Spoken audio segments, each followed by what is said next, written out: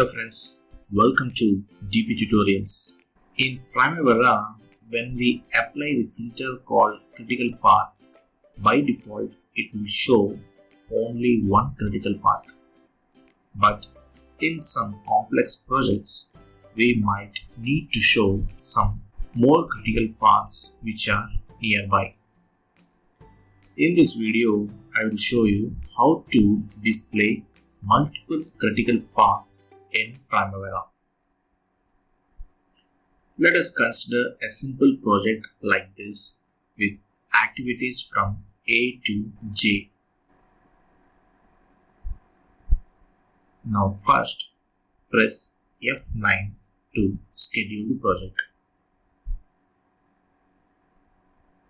Now click here in the schedule dialog box, click on options. Now go to the advanced tab and check the checkbox calculate multiple float paths. Under display multiple float paths ending with activity, click these three dots and select the last activity, that is J. And now under specify the number of paths to calculate, choose the number of paths that you want to display. In this example, let us show 2 paths, so enter 2 here. Click close, and now in this dialog box, click on this schedule.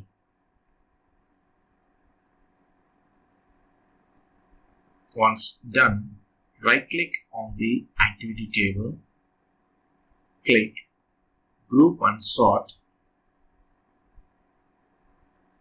and in this group and sort dialog box, under group by, choose the float path,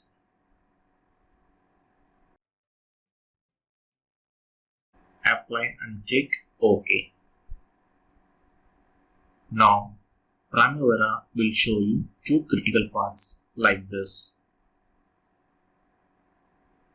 The above one is the path 1 and the bottom one is the path 2. Friends, I hope you have enjoyed this video tutorial. If yes, please give me a like, share and comment.